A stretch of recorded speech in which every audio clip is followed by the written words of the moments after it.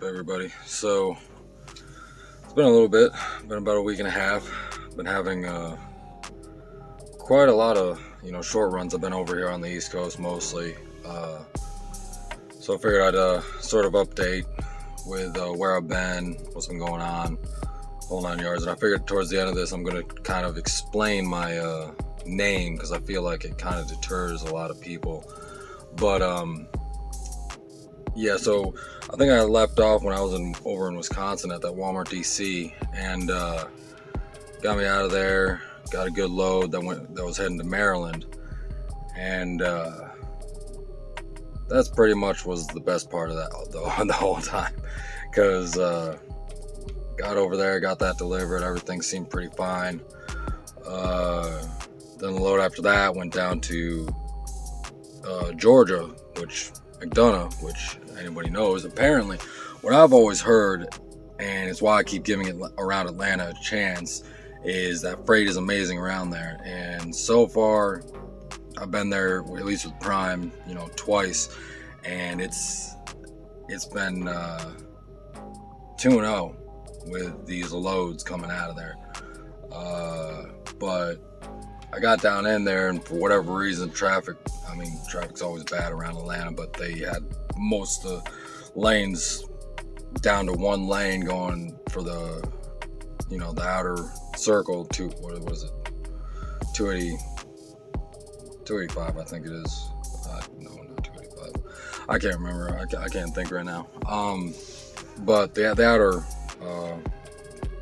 interstate going around Atlanta, they had it down to one lane right at that intersection. So it took me like 3 hours getting around that to get to my delivery. And the load that I'd gotten after that was going right back up that route, and I knew I wouldn't make it with the amount of time I had on my my clock, my drive time. And I had to wait on that. Got over there, ended up waiting over a day, and because they had lines that went down, nothing against them or anything like that, but the load was paying insanely well. So I was like, if loads are like this will be good. But sure enough, I had to get taken off of it, because they had no foreseeable when they were going to be coming back up. So they switched me over to a beer load, and I've never hauled beer, but I don't recommend it from here. Like after these runs that I've done with it, it's pretty much going to be a turn down, unless it's going to a place that will work out better for me, But which is why I took the second one, because it was a beer load heading out of northern Atlanta, north of Atlanta, up to right outside St. Louis. So got that up there quick, and of course, like I said, it's all been tight runs, and which the shipper was supposed to be a dropping hook, and turned out not to be. Ended up making it to where I couldn't get to where I wanted to be that night, because trip plan, of course, and messed that all up. I had to hurry up, get up the next morning, go get it delivered, and I was actually technically late to that, but again, it wasn't my fault, because shipper. And the next load after that was going up to Wisconsin, and anybody that knows Wisconsin actually has really good loads. That's so far every load I've gotten out of Wisconsin has been amazing. But it was another beer load heading out of St. Louis, and this one was at least paying quite a bit better than the other one. So I was like, screw it, it's drop and hook again, we'll go over there. Get over there, and they got in there, dropped my empty, grabbed it, got my load locks in there and everything, got everything set up, got on the scales heading out, and it was at like 74,000 total on their scale. And they didn't like that. They wanted me to turn around. I had to go back, get in the door, spend about 45 minutes to almost an hour with them loading 2 pallets onto it, which put me back in time. I had to it ended up being the same type of deal with the other one, except I was actually on time. I was able to make the time on the delivery up in Wisconsin, but when I got back on that scale with them 2 pallets, I mean, I was pushing the limits. And I mean, by pushing limits, I mean, I was pushing the limits, you know, if it wasn't for the APU on there and the exception that we get for having the APU, it would not have worked. But, you know, got that up there, ran everything, like I said, legal. And then got another load, like I said, out of Wisconsin that came over here to Massachusetts, which is where I'm, you know, I've already unloaded and I'm already picking up my next load.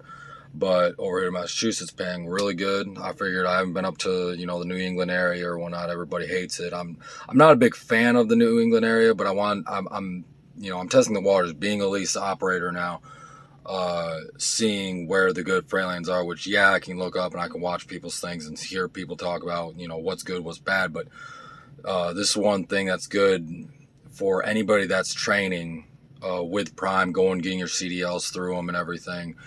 It's such a good